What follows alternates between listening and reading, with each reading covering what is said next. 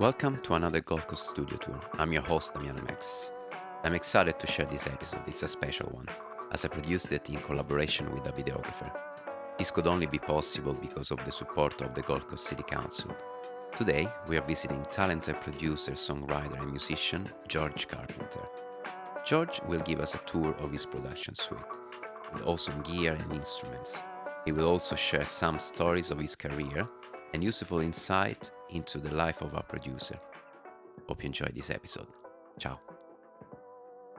Obviously, you told me before you started as a drummer in high school and junior school. Junior school. Yeah, Okay. I've been playing since I was a little kid. Wow. You know, from the time I was a little kid, was like pushed into choir and speech and drama and all sorts of, performing arts kind of stuff. And then just when we had, grade 5 band program, I was like, I want to play saxophone. And they were like, your hands are too little to play saxophone. They're like, you'll play drums. And I was like, oh, Okay. I actually like drums. Drums is maybe better than saxophone even. Yeah, at that school, there was like a multimedia lab. And in there, I remember in the year, I think it was the year 2000 or the year 2001. So I was like in grade 6 or 7 or something.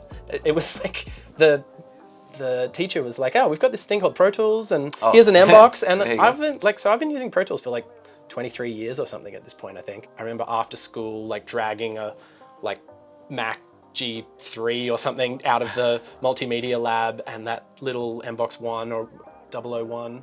Maybe it was the M-Box 1, but they had a 001 as well. And just like plugging that all in and putting like a 57 on the snare and a 57 on the kick that I'd taken out of the theater and just recording drums and being like, I'm recording. Who told you about to put the microphone on the kit? I'd seen it. I'd seen it on maybe on Rage or on Recovery or something, okay. I've been watching TV and just seen that there. It's like, that goes there, I'm sure. Even going to, gigs, you'd see live sound guys just doing that. Yes. There would be performances at our school. And so you placed the mic and I was like, that sounds terrible. Okay. That sounds awful. Why?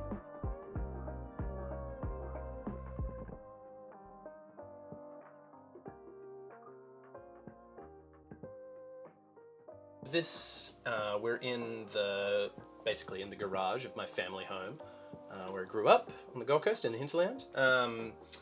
The room was originally built as a place for me to practice drums when I was a teenager. My high school bands jammed in this room. Cool. There used to be carpet on the floor and the walls were covered in pink carpet underlay.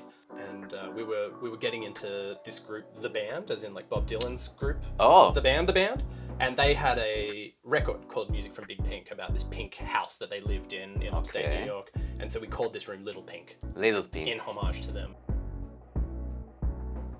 The room's double brick, there's heaps of rock wool in the ceiling, but yeah, like I said, when we covered up the pink carpet underlay walls just with sound check and rock wool behind that, and then everything that you see in the room is just treatment in the room. So I was at the Avery, this wonderful studio in Abbotsford for 5 years. It was an awesome time. During that time, in my room, I needed some treatment built. Okay. And so this stuff was recommended to me by the studio manager owner of the Avery, Fraser Montgomery. Incredible shout out, Fraser. This stuff is called Martini Absorb, and it's made out of recycled plastic bottles, and it's totally inert. You know what it's like to cut rock wool. It's absolutely terrible. Yeah. This stuff is you could sleep on it, and you don't need to cover it. It doesn't dust. It's fire resistant. Okay. And it absorbs, highs and mids pretty well. What's the difference you've noticed between not having the room treated with this treatment that you brought from Melbourne? Yeah, you couldn't work in here without it. Okay. It's everything. Okay. Yeah, without this treatment in here, this room is boingy. Yeah, because it's pretty square. And splashy. Yeah, it's 5.5 by 6, this room, so it is basically square, which is terrible as far as sound goes. But at my listening position, a third of the way into the room, the what do you call the SPIR? There's a little bit of a null around 100. Okay. Sort of where I sit, and then there's a huge boom in the back of the room. All right. You just need to know that about it. You need to know. And I'll tell you what, it's better than a lot of studios monitoring that I've worked in. Professional studios. Professional studios. It's monitoring in studios is impossibly hard thing to get right. Yes. you know. And you did with the same combination. material on the clouds as well? No, so these clouds were built for me by my buddy Luke Palmer here when we came back. So I brought back everything that's on the floor. Okay. And then Luke did the ceiling for me, and Luke also built me this beautiful desk. I was gonna say, this desk is amazing. This was a dream come true. Amazing. Look at this. It's nice and beautiful, solid. Guinea rosewood. It's like not too big, not too small. It's just perfect. Yeah. Yeah. He at the same time built himself a desk, and another friend of ours. Like, so he did 3 at once, and it was really good because it made the cost come down heaps, and he just sort of did it in this huge blast, and he was like, I'm never going to do this again. It was too much work. The centerpiece, honestly, is the computer, I would say. Yes, it's the machine. Yeah, I've had that iMac Pro for nearly 5 years now, and it's been great. Okay. That and just, you know, ubiquitous kind of like solid state drive, and a couple of Apollos, and you are making records. That you can do so much with just that. Over here, this is like the newest thing that I just got. Actually, it was I'm just obsessed with all this EMI stuff. So that's a TG2 made by Chandler, and then under that is probably like my favorite preamp ever, the best solid state mic pre ever made, I would argue. That's an Undertone Audio MPDI4. Okay. That is like. That's Eric Valentine from Undertone Audio. His designs, him and Larry Jasper, the guys who make this stuff. So what's the go-for instrument for those ones? It is like a high voltage Class A, like real Class A transformer in and out with different taps on it. It can do so many things. He described it as like you can defeat the input transformer, you can defeat the output transformer, and there's also a load on it, and he's like, it's like one of the only real Class A discrete transformerless preamps. Wow. But then you can add back that input transformer and the output transformer, and you add so much like overtone and color. And then you can also add like a 600 ohm load to the output, which does, you know, just basically reduces the headroom. Makes it saturate even harder. And then if that's not enough, you can add a 10 dB tap, like a 10 dB down to the output by tapping a different wind on the transformer. So you can drive it basically at full distortion and you'll never clip the Apollo. It's absolutely amazing. It's so incredible. You know, these guys are punchier probably, like they've got a more aggressive mid-range. So maybe this is like kick and snare or wonderfully, this thing has a summing switch on it, so you can actually sum the 2 preamps together in one. So maybe this is on snare, and that's what I did this week. So that's the snare bottom, that's the snare top, blend to taste, 1 track in Pro Tools. You know? So that's really cool. And then over here, I've got just more kind of Class A and Class AB mic pre's.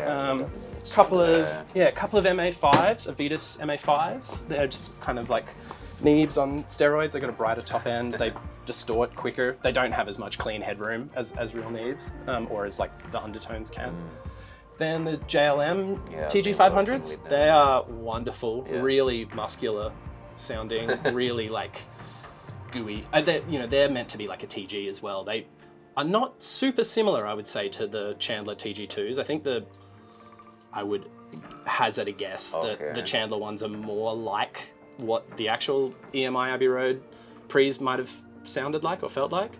They definitely remind me more of that. But the JLM ones are just no slouch at all, and they have this wonderful variable impedance knob, which is like a tone control, which is so useful that I use all the time. It's great.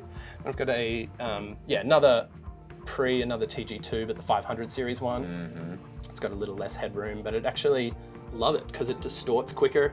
You know, I love distorting everything, obviously. I've seen it on your website. I love distortion. Totally, just as a blanket statement, I think that's pretty true. Yes. Yeah. And then just some other utility things that are great. That JLM Pultec, passive, just with a passive, with a solid state amp on the output of that. And then his optical compressor. This is kind of like an LA3A. But with some great features. It's got this slow attack feature where you pull that and it goes slow attack. Cool. Great on bass, great on kick. Yeah, awesome. And then this is new. This is really awesome. This is a H2 Audio. The guys from Detroit, they have the schematic and brand name of like Helios, so the old, Led Zeppelin Olympic Sweetenham console. Yeah, so just the like, beautiful inductor EQ, really like just such a great sounding EQ. This top end, this 10K shelf is just amazing. Just go all the way up. And then down here is just kind of all my EQ and compression. Nice. I use this kind of just sort of lives. These two are just kind of piggybacked together. So I just think of this as like that's like one channel and that's another channel. Okay. So a Xena limiter, favorite compressor, curve bender. Yep. Favorite EQ, just amazing, just so And great. you say they live on? What they live on? Well, when I'm tracking, they do a lot. Most of the time, they're probably the room mics. I'm in here if I'm tracking drums, but they'll be a channel for, acoustic guitar, vocals, all of, anything I'm overdubbing in here. But basically, when I'm mixing, the way that I've got it set up coming out of the summing mixer, this is just like strapped across the two mix at all times. We can defeat it, but it's always in line. And then, it's great. It took me a long time to realize kind of how powerful it actually is and how much damage you can do to a mix with it. Like it really. Really? Yeah, you can really like hex stuff up. Yeah. Okay. So you got to be careful. But yeah, if you do want to completely, as the word as it says, if you do really want to bend the sound, you can do that.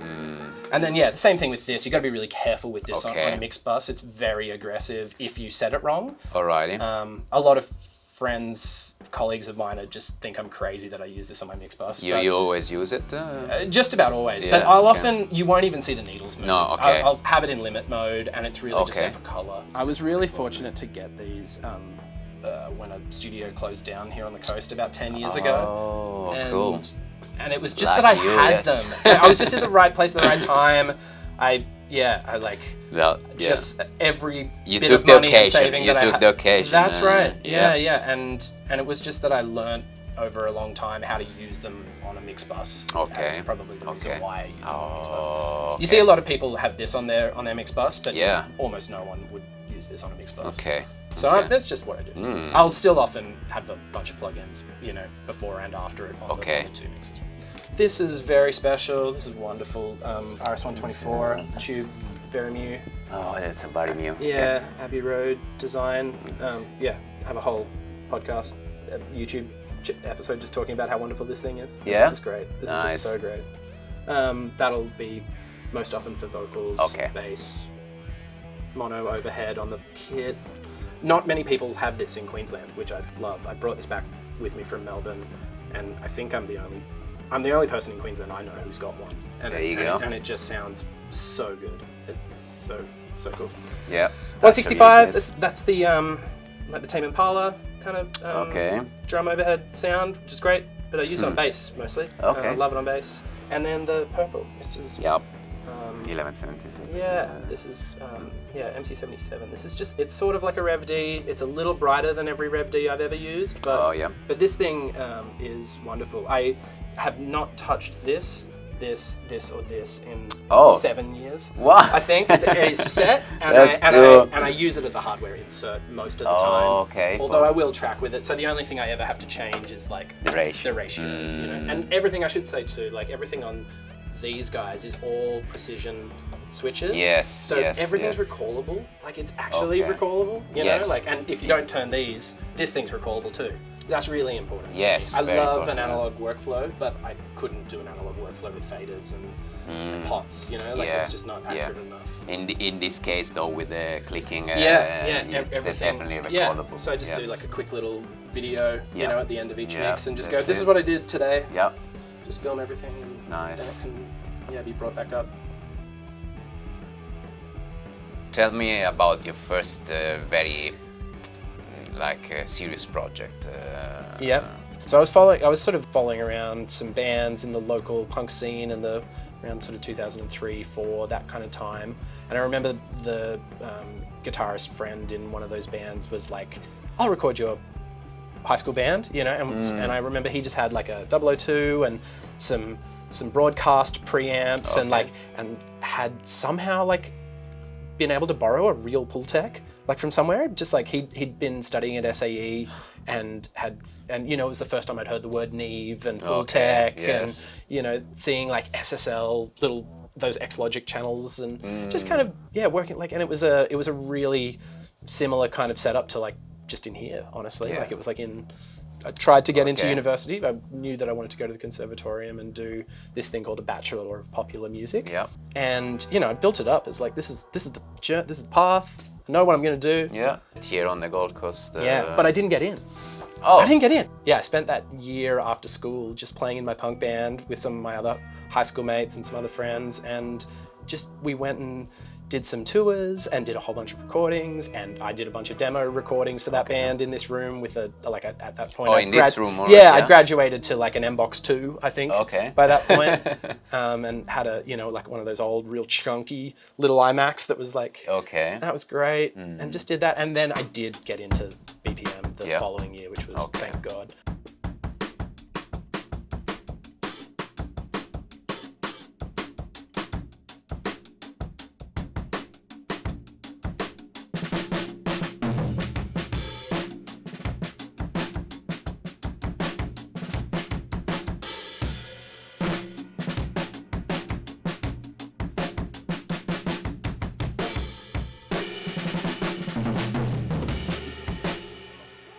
Obviously, in here you have a little bit of everything, and as yourself being a drummer, you got your kit. How long you had this kit? That one I got I've had it for 10 years probably. That was like my studio kit that I was like, I'm not going to take this one out and play it live. Yeah. But I absolutely do take it out and play it. I play it live now all the time. I love it.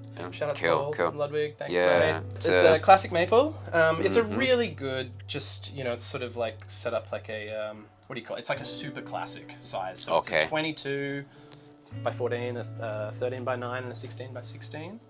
Really good for everything. I play it live with Carlos Williams a lot of the time. The other one is here in the corner if you want to see. Here's the club date. Hack him. Yeah, here's the other one, the club date. This is like just a different shell configuration. It's a smaller kit. It's a 20, 14, and 12. And it's maybe even easier to record in this room. Oh, okay. You know, I find like just that little bit smaller sizes. Oh, okay. The microphones cure it nicely.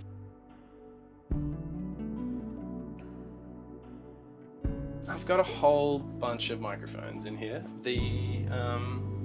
I guess what's sitting over the top of it right now is just what was left set up from sessions this week. Okay. But that's a Coles 4038.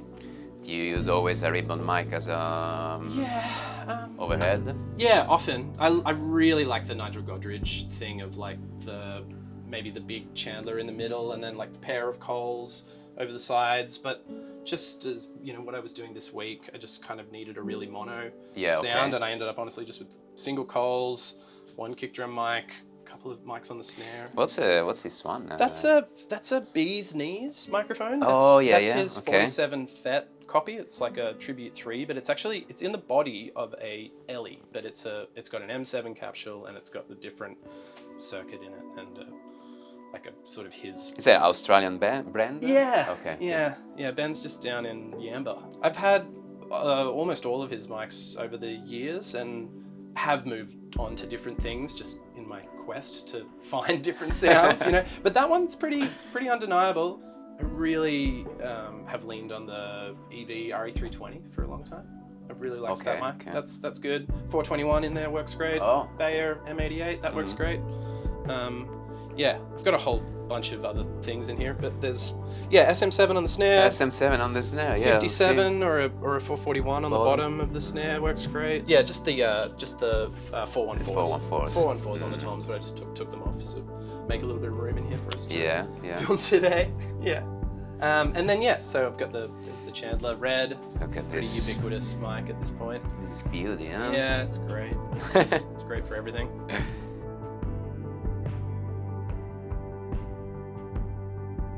I've got some other fun things in here. I was gonna. I've got these on loan. Show us what you got. I've got these on loan at the moment. These were mine. On loan? Yeah, I sold them to a friend a year ago. But these are wonderful English-made Reslo ribbons. Wow. If you've ever seen pictures of the Beatles you know, in the early days singing in Hamburg. That's like what they're singing into. Wow. They're kind of like they're really lo-fi sounding, but they're great. They've got a huge vibe to them. You can use them as drum overheads, and they're just like instantly like you're back in the late 50s, early 60s. Wow. It's really cool.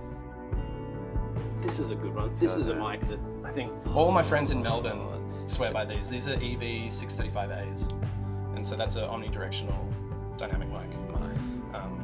Put that anywhere around the kit, on the floor, under the snare drum, in the mono crutch mic position. Put it on an acoustic guitar. Put it on a vocal. It's just awesome. It's such a great sounding dynamic mic. It's like And so, George, you were just mentioning me before. Each piece of gear comes from each work that you did. Tell us, like, how long did it take you to collect these few mics?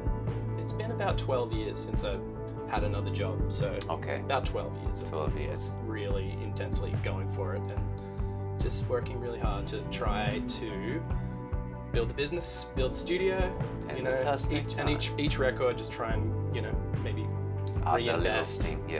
Just trying to do that all the time. Nothing teaches you better than the hands-on experience, but that posed the question: is formal music education necessary? You were like pursuing your formal studies at the same time. You even went and dreamed big, like touring around Australia. Yeah. Tell me, like, what do you think? Like, it's relevant to go and study for your passion? Yeah. It's important. What do you think? Yeah, I think at the time I remember thinking, like, I'd built up BPM to be this really big deal, and then I didn't get in. And then when I was kind of like, deflated by that. When I did get in, what I kind of noticed was that, like, there were some great teachers there and there were some great students, but a lot of people were kind of meandering along, maybe not taking it that seriously. And I kind of was like, maybe I don't need to be, maybe I should just be touring with the band. Maybe I shouldn't even be here and I should just be doing the thing, because it doesn't even seem like that many people who are here are doing the thing. They were in hindsight, but it was like, it felt like that for the first kind of year and a bit. And then I think more towards the end of that course, I really started to like appreciate the things about the course that are like harder to put into, like harder to probably sell a course like that with, but it's like the networking, and it's the people that you meet. And some of the lecturers were incredible too. Like there were some really great bits of like real hard education around studio etiquette and best practices and expectations around quality and like stuff that I still think about all the time. Yeah, of course, like the knowledge, but the network. And it's like all of those friends who I went to uni with are all, like most of them are like professional musicians or A&R people or producers, or doing things, running little labels or running booking agencies or working for major labels or doing, composing, all sorts, managers, and then lots of players, obviously. This is actually a friend of mine, Jimmy Young's. This is kind of on perma loan to the studio. This is a real deal, mid-70s, 100-watt plexi JMP. It's an absolute monster. It is a monster. It's amazing. It like strips paint off the walls when you plug it into the cab. But as you said, I've got the aux over there, so that makes it really possible just to record it in this room. So good, it's wonderful. And then this was an amp that I got when I was in Melbourne. This is a hand-wired high-watt studio stage Mark II. I got this off a friend, Oscar Dawson.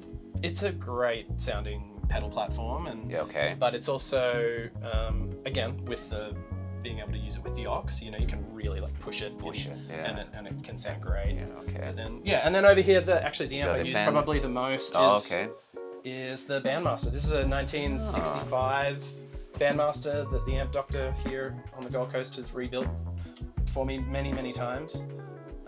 It just has the best of everything. I really actually like the sound of like an overdriven Fender and a clean Marshall, like sort of maybe the opposite of. I think guitarists know that that's a thing, but like, in your mind you think like hair metal, you think like Marshall cranked up or something, and Fender, you think like like surf rock clean. Yeah. You know, it's like the opposite for me. I really like the sound of this really pushed. And then the Marshall more is like a clean platform. Okay. It's like a really nice sound. Just the sound of sort of 6v6s and 6L6s breaking up is like just a little bit more delicious to me, I think. And the EL84s are so, and 34s are so distorted anyway that like even when it's clean, it's like not clean, you know? It's like... This is great. This is a Kawai 308. This is like their answer to Yamaha's CP70 or CP80, the electric grand. So it's a real grand piano action, like Kawai's piano action, and then it's just got like pickups under it, like a Wurlitzer or a Rhodes. It's sort of more like a Wurlitzer. It's like a big, long strip, single coil. I love working in different genres, you know. But anything with instruments, people playing in a room together is... How many people can you fit in the room? I've done like a 5-piece band plus me in here, and that's pretty uncomfortable. Carl and the band, we've recorded a bunch of stuff, you know, baffled him off, and he like played acoustic guitar, and Crick was playing through the aux, but done records where like someone's playing the electric grand, DI the bass, I might be playing drums, or I might just be engineering and producing, and then maybe even like have like a small amp in the corner or something with a mic on it, and just kind of embrace the bleed and not play too loud. Yeah. I had a really fun time with working with Heavy Wax. We did a record at the end of last year. That was really fun. Big band, big live sessions at Rocking Horse. Just a super fun time.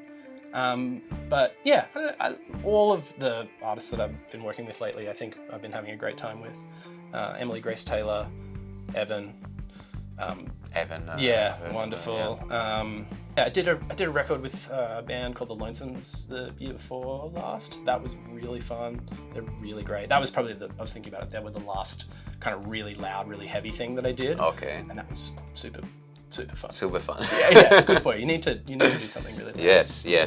Oh, indeed.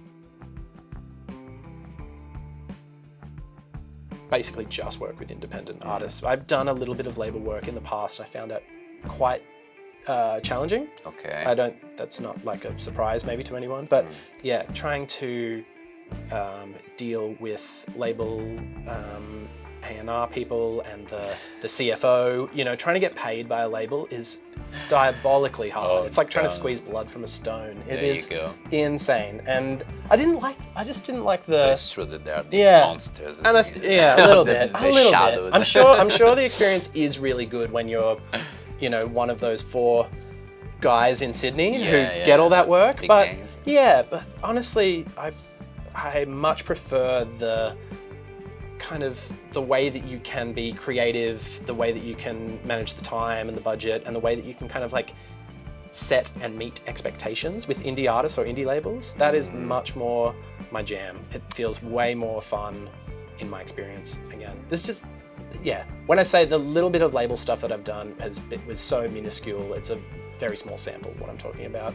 And the few times that I've sent great indie records to labels, the resounding answer is not, we don't want this. So maybe I'm just not the guy. You know, maybe I'm an indie record producer, I guess. I don't know, the Gold Coast has had cycles, I think, like what I've noticed since the early 2000s. Yeah, tell me more about it. Yeah, just kind of like, I think most people would attest to this. There've been moments where there've been like the energy of a venue and a scene, and it'll come up and it'll maybe fade as that person either leaves or burns out. And I think that has happened a few times, and I think where we're at now, there's actually a lot more support underneath, you know, from the local council, the arts and culture, the RADIF committee, and then just the venues that are here now that have been around for like quite a long time at this point, you know, 10 years or more.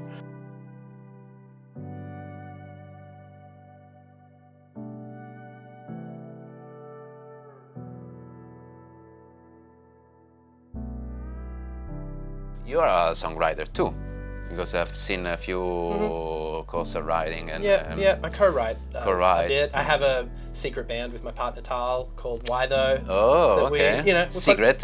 We put out a record like Oh, you did put out a record? Yeah, we so it's put not out so one. secret. No one listening to it, but like, we love it. I do co-write a lot with artists that I'm producing, and yeah, like when I was in bands back in the day, work as a co-writer. I'm not generally the person who's writing the like lyrics to the chorus, you know, but I'll be the one who writes the weird middle eight, maybe. That's or the weird intro or outro. Like that's more kind of where I'm as a songwriter. That's where my strength is, probably more in band arrangement and maybe, you know, asking questions about like, is that the best way to sing that lyric there in that specific moment, or do you realize that that's the wrong way around in the tense or something, you know, those kind of things, where at that point that does kind of constitute co-writing, you know, in my mind. Just the collaboration with a main songwriter. And the amp there sitting on a Leslie cabinet. Yeah, that's you always own that, or? Yeah, 147. Hammond is like my other favorite instrument to play. So I've got my XK5 there, and I've had a real. And it's always on. Yeah, it's always plugged in. It's always ready to go. Just I got to like just turn the Leslie on. I've got this cool little adapter box for the 147's great because it's unbalanced. You can plug anything into it. You know, the 122, you've got it only wants to see a Hammond signal. You know, so the 147's great for that fact that you can plug a guitar in. You know, reamp vocals through it, reamp drum machine through it, play the Mellotron through it. It's really useful in the studio for just getting that, you know, the sound of the Leslie, getting the Doppler effect, and I've done a whole bunch of work to that Leslie too to make it have it's got silent switching, it's got a Trek 2 relay system in it, so it switches silently. It's really useful for the studio for that reason. Yeah, do you want to hear it? Yeah. Just give this 1 sec just to warm up. Let the tubes heat up.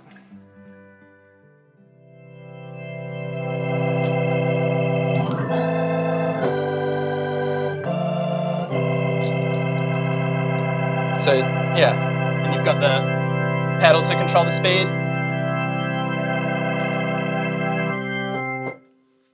Pretty rad. Cool. Yeah, it's pretty fun.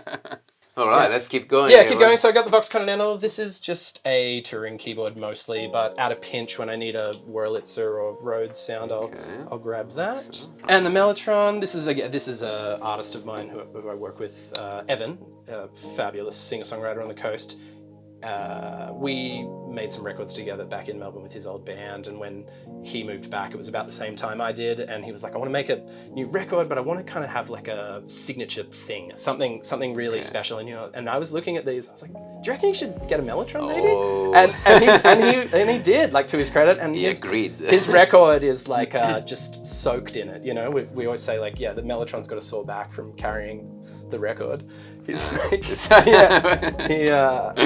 been amazing. And again, it lives a lot of its time here at the studio. Anytime he's not using it, it's basically here, and I'm feeling it's amazing. It's like I put it on as much stuff as I can. The Voyager I've had forever. Great mono synth, all analog with digital control, but all analog signal path. Cool. Big VCOs. It sounds really, really chunky and really warm. And then just the Oberheim, the OB6 is like a really nice, just like a really nice poly synth, just a 6-voice poly. Can pretty much do everything I need with just, you know, that, the Voyager, the Mellotron, and the organ. Like having all these toys, do you sometimes use library or other? I try not to actually, for that reason. Good. Yeah. It's not that I'm anti that. It's just that that you have it.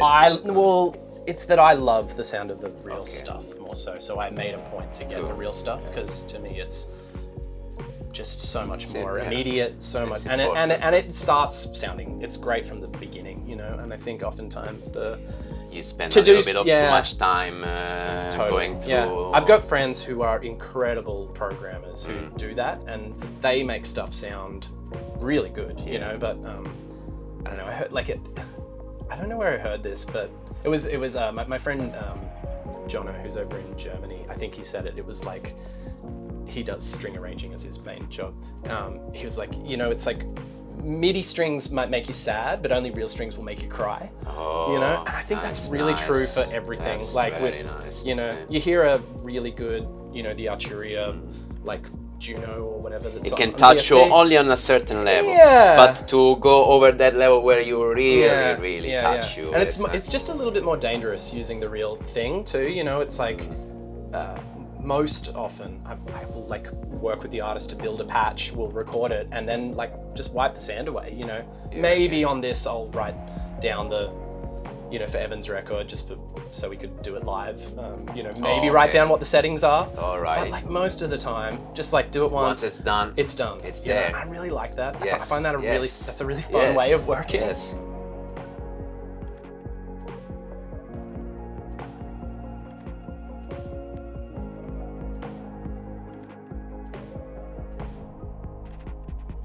You got quite a few guitars in here and, and effects as well. Yeah, lots of normal things, but a few special things. This is probably my favorite one. This is a 1967 J45, but a square shoulder J45, so it's kind of more like a hummingbird. It's, is it in tune? It's just, it's really nice and old and dry sounding, you know? Stop thinking it was a tree a very long time ago. This will work really well in a dense mix and it'll cut through. If you give it, you know, a bright mic, it'll go straight through a mix like a Rolling Stones song or something. But it works pretty good too as a finger picker. It's probably more of a strummer than a finger picker. This is a Epiphone Casino from the Peerless factory sort of era. So it's kind of like 15 years old. But everything on it besides the knobs and the wood is not that. It's all Gibson, probably Gibson harness, Gibson bridge, trapeze, tuners, nut, everything else has been swapped out on it, and it's great, and it works really, really well. And it's and obviously you can tell I'm into the Beatles, so this is like the John Lennon. John Lennon one, a little bit of like Zeppelin as well. Your DC, electro, again like with a bridge on it, so you can actually intonate it, which is good. The one that it comes with is pathetic. Okay. Yeah. What do you guys the intonation? Yeah. Just doesn't work. And then jazz bass. Jazz bass. Great jazz bass. Marcus Miller one. All through Melbourne era, I had like an L series P bass just in the room next door to me, and I would use that all the time. And I was like, I will never be satisfied with anything less than that. And then coming back here and having this, I was kind of like, I've kind of got into jazz basses now. I used to not, again, that's probably the first time I've ever said that out loud. I'm into jazz basses now. And then another Beatles guitar. This is a country classic, the George Harrison. Wow. This is just, again, this is a Friends right now. Thanks, Tiff. This is just here at the moment, but it gets used a lot when it is here. It's beautiful. Just very, very good Beatles sounds. This one's really special. That's a Chenet copy made by Watson. And that FY6 is just such an incredible sounding super fuzz. Love that. That gets used a lot. And love that sound. This, obviously, I'm sure most people know what that. Because you do a lot of blues as well, like modern blues, rock and blues with the. Yeah, I think blues stuff sounds. My favorite way to do that would be just amp distortion. You know, but doing heavy. I maybe get to work on one heavy record every year or every other year, which is something that I do love to do. And having options of fuzz pedals. This is great. This is like an Ampeg Scrambler clone. This gets used on bass a lot, and it's got a blend, which is wonderful for bass, obviously, with a fuzz. Yeah, everything else is pretty standard there. That's lots of Strymon stuff that I love. The Diamond vibrato is wonderful. So, like, what would be your best piece of advice for like a young producer or someone that wants to like work as an engineer or a producer? What would you say, like, the best piece of advice? I guess if you want to work, I would say build a clientele and work and figure out your strengths and weaknesses and a workflow that, you know, like all of the equipment, I would say, that you choose to use, get really quick and good at using, you know, that. Be fearless. Do something radically different. Don't do, you know, like, and maybe that's not get work. That's might be more like just be experiment. Yeah, just be an artist yourself in lots of ways, you know, and just like create lots. I mean, just be as good as you possibly can. I say this a lot to like artists who I'm working with who are like singer-songwriters who play guitar or play piano. That sort of, this is really obvious to me, I think, but it's like the better you are as a guitarist, the better you're going to be as a songwriter. Or the better you are as a piano player, the better you're going to be as a singer too. And it's like you'll write better songs if you can play the piano better. So like play the piano really well, you know, or it might be, you know, if you're a producer, like get super good at programming the drum machine in a way that sounds like something that everybody knows, but is maybe totally different as well, you know. That's very interesting. Choose some things that very good. Yeah, maybe that. Yeah, like you learn more from the things that don't go well than you do from the things that do. Okay. And you just gather those experiences, you know, hopefully over a longer time, you know. I think because, you know, like as you said, like sometimes it's like yes, as a producer you need to be confident on what you're using and equipment and everything, but at the same time it's not just that. It's like also like explaining like maybe like what could be done.